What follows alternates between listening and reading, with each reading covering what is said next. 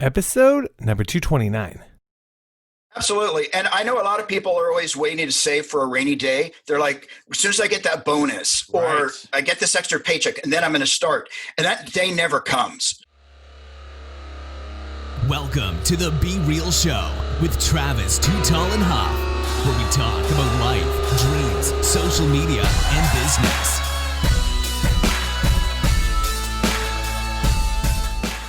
Well, hello and welcome to the Be Real Show with Travis Too Tall and Huff. Folks, I'm fired up today, and as always, it's all about right now getting your money right. And I'm so grateful to bring on someone that knows about money. Our featured guest today, Bob Wheeler. Bob, are you ready to be real? Hey, Travis, I'm ready to be real. Good to be here. He's bringing the fuego, folks. He's ready to be real. And he is a man of true integrity with a great energy about himself. I could feel his soul when I'm talking to him here. And but most importantly, it's all about how he's helping you create an effective method and your relationship with your money, folks. The money nerve is his business specifically. And Bob also has his own podcast, folks. Money You Should Ask. I love that. And he's sharing his concept on finances and his guests about their personal finance journeys, maybe how they've worked themselves out through their finances. And he is someone that has a lot of experience, folks.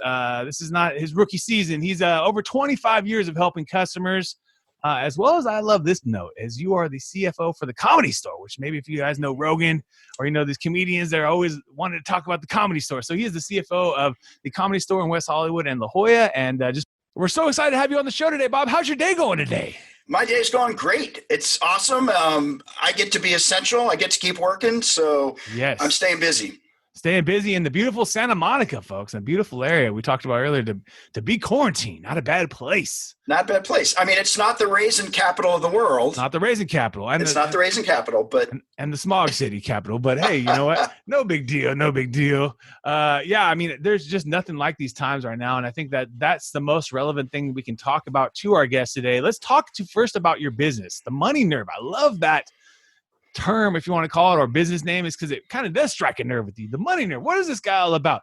Tell me, what was the epiphany for the business and the name too? I love the name. Yeah, thanks. Well, so what happened was I have a CPA practice. I have about 1,000 clients. Wow. And I also used to do stand-up comedy. And so my friends are all comics. Right. And what I kept discovering was that people would take my advice and do exactly the opposite. And I kept going, what's going on here? At the same time, I was a CPA, had all my credentials, and I was still broke. Like, admin people that were technically lower than me were paying off their bills, buying houses. Wow. And I realized, wait a minute, I'm supposed to have all the goods. Why am I not getting all the goods? And so I did this self-exploration, and I started talking to people and realized, or I came to understand, that we're all actually making a lot of decisions based on financial beliefs that are unconscious, that maybe we picked up from as a kid. And we're working from those, but we're unaware of it. Right. And right now, as we've all been hit over the head, because no one planned for this, and no one's fault. I mean, it's like we were all doing a great job. Everyone was doing a great job. We felt like maybe we could have been washing our hands more, and we could have been maybe shaking less hands and with random people. Yeah, maybe we've learned a few things from this, obviously with our cleanliness, maybe folks out there, and also just social distancing. Okay, I get it. But yeah, I mean, it's anyone could have planned this. I mean, it wasn't in the forecast. Okay, guys, we're going to go to zero revenue if you're the movie theater business. We're going to go from $200 million in 1 week to $5,000 the next week. I mean, that is just unheard of. And so we're finding out if people are smart with their cash. Where's their cash been? What kind of working capital do they have in their business? Can they pivot? Are they going to have to lean up and find ways to survive? Because right now it's survival for most people and businesses.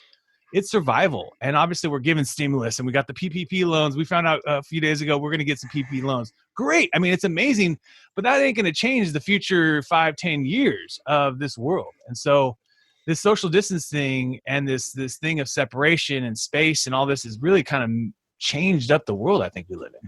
So, I mean, we couldn't have planned for this right now. I mean, in the theory, in the algorithm, there's no way you could plan for this, Bob. But then tell us a little bit about what someone could be doing right now if they haven't been planning. What is someone that they can start doing right now to start the game plan if you haven't had a plan, if you haven't had an understanding of your finances? Well, I think people need to first take a breath because everybody's a little bit panicked here. Yes. And I would actually start taking an inventory. What do I have? Do I have some stocks and some IRAs that I forgot about? Do I have some money in savings? Do I have some silver bars in the closet? Just start to get an assessment of what do I have. Right. I might even look in the food pantry and make sure I've got enough food to last me the next few weeks. So, Bob, we could be literally packing our pantries full of goods right now. We could be Right. looking and accounting for the things that we have. One of my favorite things to do, and my wife thinks I'm crazy, and this has been my biggest momentum change, is to look at my total assets every week and update the totals. What do I got in my bank? What do I got in my stocks? What do I got in my crypto accounts? What do I got in my gold, if you want to call it? What do I got in my business, my account receivables? And these things are all maybe numbers that aren't relevant because it's just a paper number. But the most important thing, folks, is it gives you some peace of mind if you know going through these times, okay, I got some cash to withstand a few months. Okay, I got some stocks if I need to pull that off and reallocate, right? Because I think that's a big part of financial decisions is when to sell, when to reallocate. Right. Probably the time not to sell is after everybody's sold. Right. Right. Don't follow the sheep. Right. But I think, well, even just looking at your numbers, even if they don't mean anything, like it's esoteric, you're still engaging in your money. And I think that's important, is people stay engaged. I do have assets. I do have investments, retirement funds. Yes. Instead of, what don't I have? What don't I have? Wait, I'm in a safe place to live. Absolutely. We can work it out. I figure as long as we're breathing, we still have options. Yeah. And now's the time we could talk about more too, is to lean into your business. If you haven't started a business, it's the best time to start a business. We might all have gotten a $1,200 stimulus check. I haven't, but if you have, if it's gotten to your bank account, that's $1,200 you can start a business with. I mean, I literally started my business 11 years ago with something free. It's called PowerPoint. And so there's no excuses. If you want to start a business, if you're now in business and you need to lean into your business, you need to work more. You need to think about where I can be more strategic. What expenses can I cut, right? I mean, what stuff do I not need? I mean, we're finding out right now that maybe a lot of businesses don't need as much commercial real estate as they used to think they needed, right? Exactly. I've heard a few. Yeah, I've just heard a few folks of interesting businesses saying they're going to be like, $5 or $10 million more profitable because they're not going back into their workspaces. They're going to let their leases go. Yeah, and when money's tight, that's a great time to get creative. Yes. I know when I started my businesses, I had a couple of other businesses as well. When you don't have money, you learn to look for bargains. You look to, what can I do? How can I do this for, I could squeeze pennies out of $1. Absolutely. And I'll tell you guys my truth. How I got my financial freedom is I started looking myself in the mirror and say, where are you spending your time and where are you spending your money? Right. So we only got so much time and we only got so much money. Right. So if you got time and you don't got money, well, then you can spend time trying to make money. And if you have a ton of money and you don't have enough time, well, then you can spend some of that money to free up some of your time, hire a gardener, hire a house cleaner. There's just, it's a winning equation. But the point is, for most of people, they're going to have more time than money. And so you got to think about where you're spending your time. And then for me, it was the money situation is, where am I spending my money? A lot of Americans and people spend their money on food and, right. Getting Chipotle, picking up Panera Bread, spending $20 here, $20 there. And before you know it, you're spending $600 to $1,000 a month on food. When for me, it was one of those realizations, hey, T-Huff, I got hit hard in the last recession. I started my business during the recession. And I bought a house actually in January of 2009 that closed January 2nd, I think, of 2009. So crazy situation financially for me, folks. But I looked at myself in the mirror and said, hey, you're spending too much money on food and you need to find ways to cook and learn meal preps. And there's so many different resources out there, YouTube and all these different things. And that saved me, folks, hundreds of thousands of dollars, which I literally have taken over the years and put into investments that have turned into, I would say, hundreds of thousands, even more thousands of dollars over time, and strengthen my business and strengthen my game. It's just one thing, just cooking. You know what I mean? So whatever your vice is, you got to look at yourself in the mirror and say, hey, can I be better? Can I do this easier? If it's hitting the bar, if it's hitting happy hour, whatever, can I do it once a week instead of doing it 3 or 4 times a week? And so sometimes it's a tough decision, Bob, because a lot of times it's on you, right? No, absolutely. But my friends like to call me cheap. I like to call myself frugal. Yes. It's you can actually make things work if you sit there and make the choices like you're saying. You discern, do I want to have Chipotle because it's convenient, or do I want to put some more money in my 401k? Do I want to take that trip to Europe? Do I want to buy my house? And all those little adjustments add up to big dollars. Yep. And then you put that money into an investment. Like when I first bought Tesla stock, it's $16, $17, or Nvidia stock in the $7 to $9 range, and sat on these things for years. Now the Tesla stock's 700, and Nvidia, I don't know exactly, but 150 to 200 maybe range. The point is, folks, these things grow, and the best part, what I personally love about investing, is that for most investments, folks, you don't have to do any more work. Now, if you go and buy another side business and you're going to go work more business, now you got to work more, But if you got $50,000 in Apple stock, they're working for you. Think about that, folks. They're working for you now. And at the end of the day, that's one of my favorite parts about it, is that you don't actually have to do any more work. Once you own the stock, you own it. You know what I mean?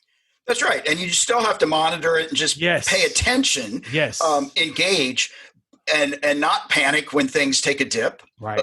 Like just recently, right? Stay the course. And if you don't know how to invest, then find somebody that knows how to invest and learn, or then put money in a savings account.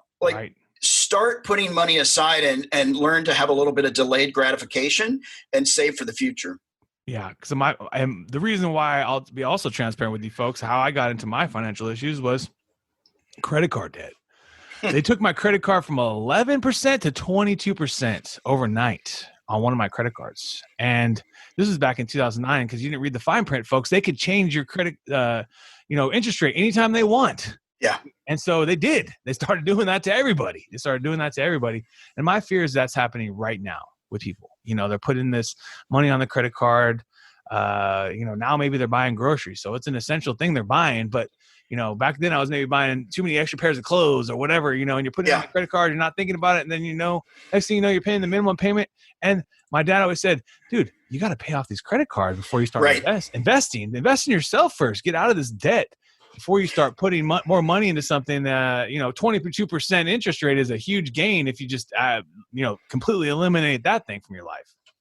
Well, I think they don't educate us enough about credit cards initially. Right. I remember they handed them over and it was like, wow, I have $40,000 worth of free money. Right. Let's get to the limit. Let's see what we can spend. Yes. And then, you got to pay it back. Oh. And if you pay the minimum payment, you'll never pay off the principal. Never.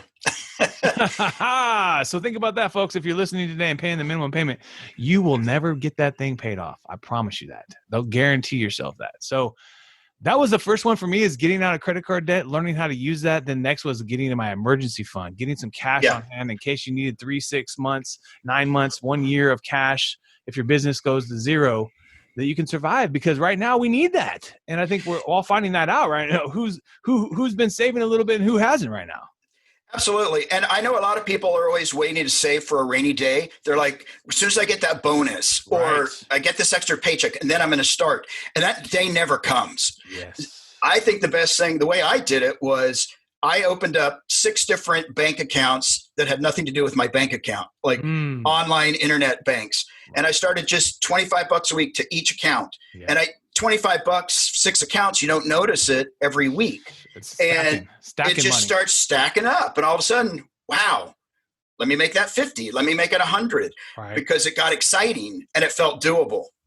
Yeah, it's small increments. You're giving everyone the game plan. I mean, literally, if you can automate your investments, you're going to win. I mean, if you can pay yourself first by investing first in whatever that is, some people that are safe are going to do an online savings bank. There's a lot of good value to that. You're not going to go up and down. You don't have the volatility, maybe, Someone buys a stock right now, the stock market's up 30% in 1 month right now, folks. I mean, it's coming back from a downside of 30%, but it's my accounts. Some of them have had a rally of 30% in 1 month, 30 days. And so you're not going to get that in your bank account. You're not going to get that in your savings account. So, or some people are into cryptocurrency or whatever that is. But the most important thing is whatever you invest into, make it as automated as possible. Like you said, the $25 a week, it's just coming out and it's going into a different account. You don't see it. And it doesn't feel like you have to cut those big checks at the end of the month. And so Because like you gave everyone the game plan. I mean, literally, it just starts stacking up, folks. It just starts like, oh my God, this is insane. So do you see that with your customers right now? Or what is the biggest concern that your customer has right now? Well, I think the biggest thing for a lot of my customers, I have a lot of people in the entertainment industry. Yes. And I think there's a lot of fear that a lot of them are making, $300,000, $400,000, $500,000 and living check to check. Oh, yeah, right. Because it's never going to end. And so I think right now people are reprioritizing, but I think there's a fear of, is it going to take 2 years to get back? And are we really going to ever get back to normal? Right. And so I think this is a great time to really reflect about what's important and how do I want to spend my time? Do I want to run the hamster wheel, or do I want to have an effective, fulfilling life and let my money work for me and start making choices that serve the greater vision that we each have? Right. And anyone using leverage right now too might get really hurt, right? People that are using leverage and things go sideways on them. Yeah. I mean, that's the thing too. Everyone's here. Oh, you can just do 100x Bitcoin leverage. It's like, don't do that, man. I mean, yeah, shit. Yeah. It sounds good if you go from $200 to 20,000, like I've seen, but if it doesn't go that way and you bought at 20,000 at 100, you're going back the other way, and same thing with the stock market or anything you buy. Right. So I think the other thing I always suggest for people is don't use your margin out there. Don't use leverage, use money you have. Right. Absolutely. I think the lesson I got from my brother-in-law early on when I was a kid was don't invest money you can't afford to lose. Right. Just use the money you have. Right. And if you don't have it, you don't invest it.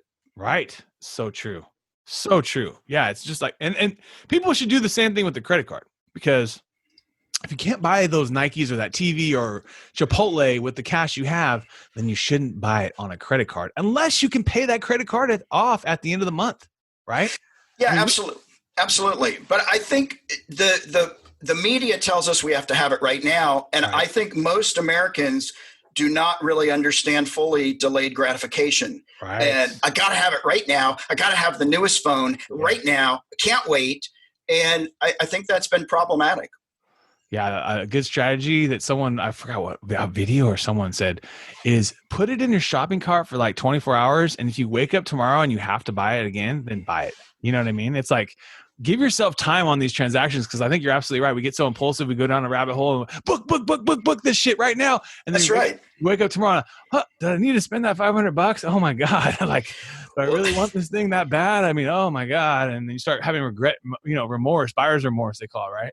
Instantly. That's the bad thing about Amazon. I bought more stuff that I didn't need because I click a button and it shows up at my house. Right. Yeah. And on Amazon, I try to do the same thing, is try to impulsively keep away from my impulsivity of just buying it. And I put together my cart and then I look it over, and I've gotten better with this because it's the same thing. Like you said, it's just too damn easy. You can literally just have hundreds of thousands of dollars of things being sent to you like right now. And so you could ship yourself a house if you want, or whatever, a sauna. I was looking at that at one point. I was like, hey, this looks interesting. It's like, good thing I didn't do that. So it's just interesting. You have to be real cautious, especially when there's bigger money, right? Anything over $100, I would say, for a consumer is a bigger purchase for you. If the average consumer only has $400 or $500 as an emergency fund, then $100 is a big deal. So anything that's over $100, man, folks, just think about it before you rush to that. But now, my man, we're about to take you into our top 10. Are you ready? I'm ready. Let's do this. Apple or Android? Android. Netflix or YouTube? Netflix. Instagram or Facebook? Facebook. Chicken or steak? Chicken. Chicken, baby, chicken. Laptop or smartphone? Smartphone. Spotify or Pandora? Pandora. Movies or video games? Movies. Reading books or listening to books? Reading. Stocks or real estate? Real estate. Oceans or lakes? Oceans. What's your favorite kind of real estate? Do you mind me asking? I either like commercial property or I like buying land. Gotcha. Because I don't have to deal with tenants. Right. And you just hope for that right deal to come through. It's kind of a long-term game, right? Yeah, absolutely. I tried renting to residential, and I was too nice. Gotcha. And gotta be a killer. You got to be a killer. Yeah, you gotta be like, I'm willing to own 500 slums, and you gotta all pay me right now. Exactly. You don't got running water? Too bad. Yeah, couldn't do it.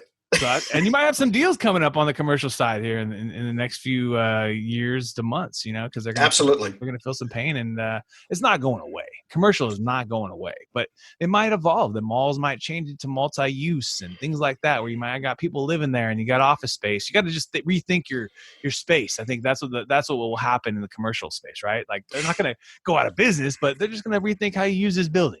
Exactly. And that's what I like about it, though, is it's tangible, right? If everything else fails, I can move into my commercial property or to my piece of land and pitch a tent. Absolutely. I mean, it's very true. It's very true. Absolutely.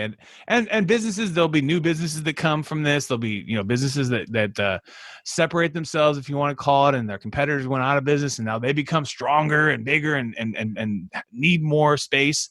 But then we're going to see a slide on businesses in general needing commercial space. So it might be a good time in general to be a real estate investor over the next 5-10 years, because we might see a slowdown. And we've seen a huge boom back from the 2009. And we might be the time where we're kind of, maybe starting to see some deals show up more for us out there.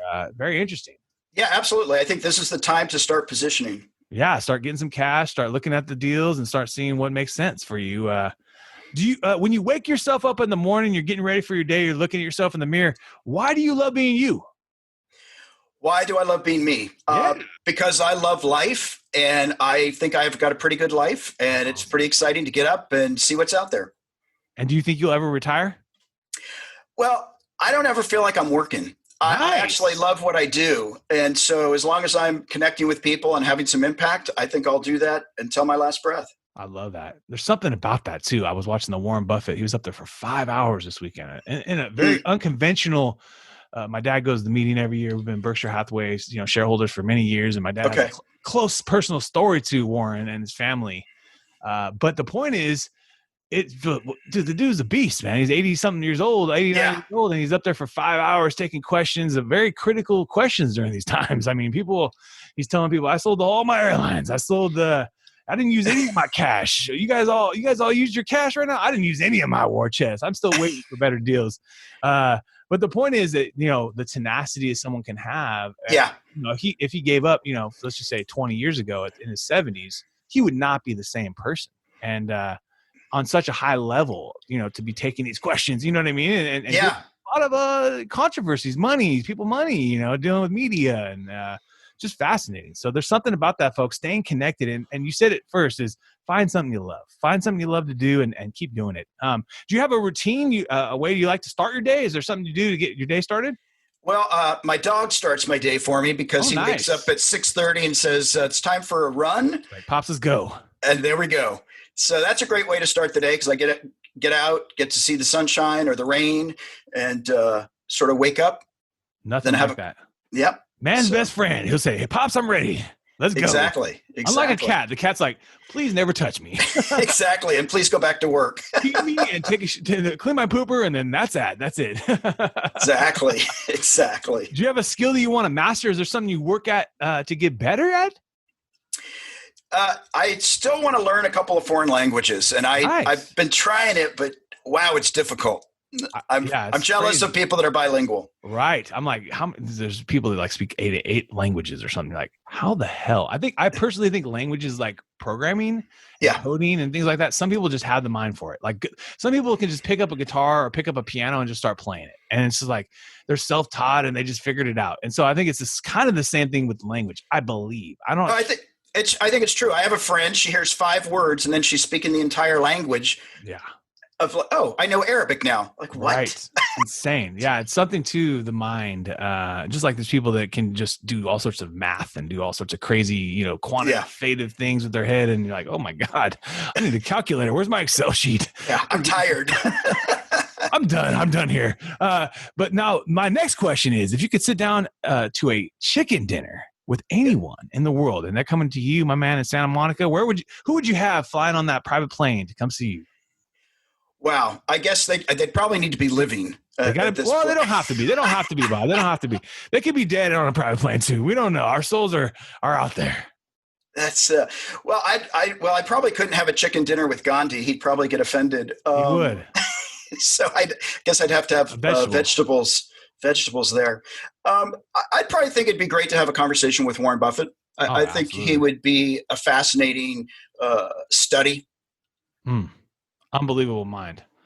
Yeah. The snowball, folks. Just check out the snowball. We talked about the small numbers, how they add up, and the snowball effect of what Warren Buffett has built for himself over the years is insane. I have a personal story, folks. I'll tell you. Families connected to another family. They actually taught Warren Buffett in college, and he came back to the professor and said, I got Berkshire Hathaway for sale, $50 a share, A shares, $50. Who wants to buy them? They bought a bunch. So this family is obviously well-to-do because, as you guys know, Berkshire Hathaway A shares are like $300,000 per share. But that just shows you the snowball right there. I just gave it to you. It went from $50,000 to $300,000 per share if you had believed in it, And so, unbelievable what investing can do for you, folks. Has there been a book that has changed your life? Oh gosh, let's see. There's a great book called Presence. Presence. Tell us more about that. Oh, geez. Now I cannot remember the name of the authors. That's but okay. That's okay. It's an amazing book. It just talks about life and perspective and what's important and looking at the bigger picture. And I just think for me, for so long, it was just about having assets and just about having money. And I love all that stuff. Don't get me wrong. But I think there's a bigger picture, and that's really what I like to get more connected to. I love that. So true. Right now, we all need that. And where, folks, is the best place for them to connect to you, Bob, if they want to find more about you, about the business? They can find me at themoneynerve.com. I've got a book out, The Money Nerve. I've got an online course out called The Course to Financial Freedom. Themoneynerve.com. They can reach me via email, and we actually interact with people that reach out to us. There you go, folks. So you've been hanging out with Bob Wheeler and Travis Too Tall and Huff. We want to thank you again for your time today, and let's keep being real.